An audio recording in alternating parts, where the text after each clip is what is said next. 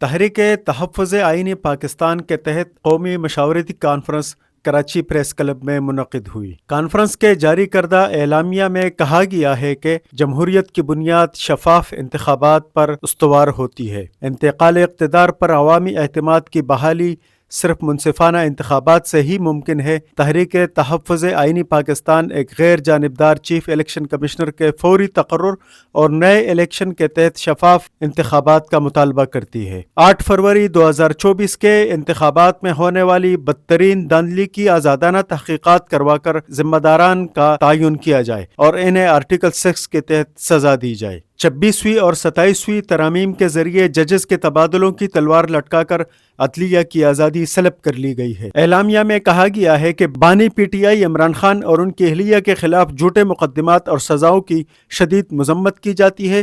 تحریک تحفظ آئین پاکستان مطالبہ کرتی ہے کہ سابق وزیر اعظم عمران خان، بشرا بی بی، شاہ محمود قریشی اور دیگر اسیران کو ڈاکٹر مہرنگ بلوچ اور بلوچ یکجہتی کمیٹی کے اسیران سمیت تمام سیاسی قیدیوں کو فی الفور رہا کیا جائے۔ عمران خان سے ملاقاتوں پر عائد پابندی ختم کی جائے اور جی ڈی اے کے مرتضیٰ جتوئی اور سندھ یونائیٹڈ پارٹی کے زین شاہ پر درج جھوٹے مقدمات ختم کیے جائیں۔ کانفرنس سے خطاب کرتے ہوئے تحریک تحفظ آئین پاکستان کے سربراہ محمود خان اچکزئی نے کہا کہ آج بھی پاکستان کو فوجوں کے علاوہ پیراملٹری ٹروپس میں 1 لاکھ سپاہی دیتا۔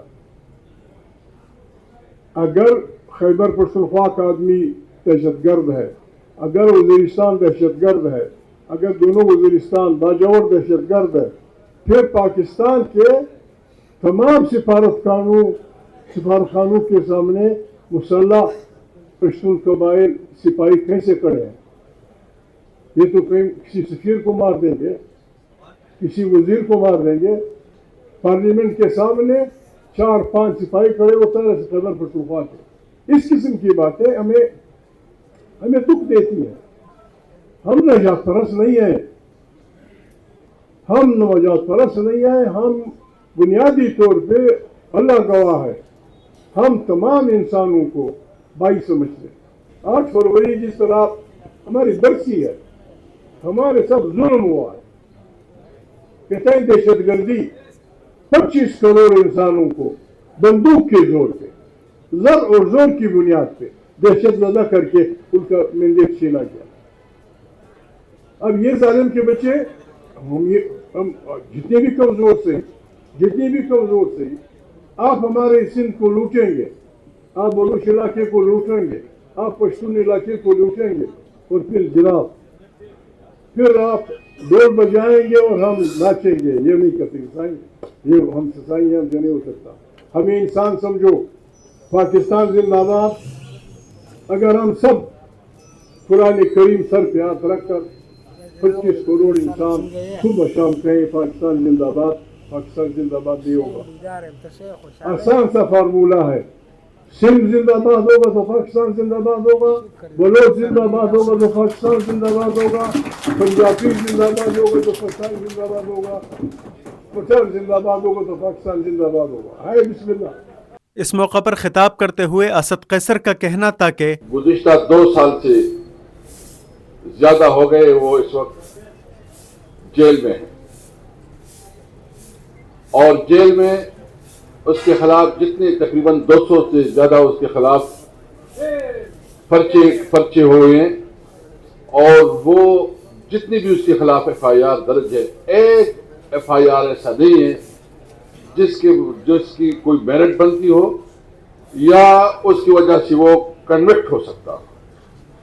سارے ملفائڈی ہیں، باعث ہے انتقام کی بنیاد پہ ہیں اور زور اور جبر کی بنیاد پہ ہیں۔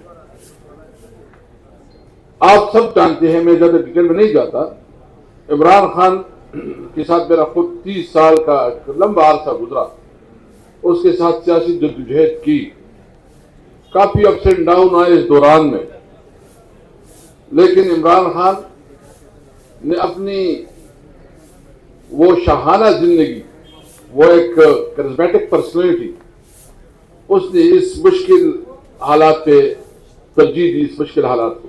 سابق وزیر خزانہ مفتاح اسماعیل نے کہا کہ عموماً جب الیکشن ہوتا ہے تو جو میجورٹی ہوتی ہے پاکستانی ووٹنگ بلاک کی اس کو ریپرزینٹ پرائم منسٹر کرتا ہے اور مائنورٹی کو اپوزیشن لیڈر کرتا ہے. آج آپ میجورٹی کو ریپرزینٹ کر رہے ہیں آپ، اور حکومت جو ہے وہ نہ صرف ایک مائنورٹی کو ریپرزینٹ کرتی ہے، ایک چھوٹی اقلیت کو ریپرزینٹ کرتی ہے. بہت چھوٹا ووٹ بینک رہ گیا ہے حکومت کی پارٹیوں کا. تو اپوزیشن کو تو خیر اپنا ایک رول پلے کرنا پڑے گا، لیکن حکمرانی کو حکومت کو یہ محمد اقبال کی خاطر، پاکستان کی خاطر کچھ نہ کچھ کرنا پڑے گا. کیونکہ میری یہ سمجھ ہے کہ آپ اکنامکس تبدیلیاں نہیں کر سکتے، ریفارمز نہیں کر سکتے اگر حکومت کے پاس مینڈیٹ نہیں ہے. حکومت کے پاس مینڈیٹ نہیں ہے اور اس کے بعد جب آپ اپوزیشن سے اس طرح لڑائی کرتے ہیں تو کام آگے نہیں بڑھ سکتا. سب سے اچھی بات کری ہے فیکا لاس کے خلاف، وہ میرے لیڈر شہباز شریف صاحب نے کی ہے. جب 2019 میں انہوں نے ایسا ایک زبردست ٹویٹ کیا تھا فیکا لاس کے خلاف، کیا زبردست ٹویٹ تھا. اور یہی جو میں کہہ رہا تھا نا کہ محمود خان آتا کہ 40 سال سے وہی کھڑا ہوا ہے، باقی لوگ آگے پیچھے ہو جاتے ہیں. تو آپ کے حالات بدلنے سے آپ کا موقف نہیں بدلنا چاہیے. سینٹ میں اپوزیشن لیڈر سینیٹر راجہ ناصر عباس نے کہا کہ ظلم دندناتا پھر رہا ہے. عوام کے جتنا بھی سرمایہ جو عوام سے تعلق رکھتا ہے اس پر ظالموں کا قبضہ ہے. وہ جگہ جہاں سے عوام کی مصلحت میں، عوام کے انٹرسٹ میں قانون سازی ہونی چاہیے تھی، فیصلے ہونے چاہیے تھے، وہ بھی ظالموں کے قبضے میں آ گئے. پارلیمنٹ، وہ دنیا جہاں سے انصاف ملنا چاہیے تھا وہ بھی ان کے قبضے میں چلے گئے. وہ حکومتیں جنہیں چاہیے تھا کہ رول آف لا کو یقینی بنائیں اور عوام کو ان کا حق دیں، وہ بھی حق چھیننے میں لگ گئی ہیں. ظلم کی سیاہ رات اور گٹا ٹوپ اندھیرا چھایا ہوا ہے. ان حالات میں ہر پاکستانی کی ذمہ داری ہے، صرف ہماری نہیں، صرف آپ کی نہیں، ہر پاکستانی کی ذمہ داری ہے اپنے حق کے لیے اٹھے، بولے. اور ان میں سب سے زیادہ جوانوں کی ذمہ داری ہے. پاکستان کی آبادی کا سب سے بڑا حصہ جوانوں کا ہے. جوان ناممکن کو ممکن بنا دیتے ہیں، ہر مشکل کو آسان کر دیتے ہیں. ہماری بھی ذمہ داری ہے، درجہ بدرجہ ایک کی ذمہ داری ہے. چپ رہنا گناہ ہے، خاموش رہنا خود اپنے اوپر ظلم ہے.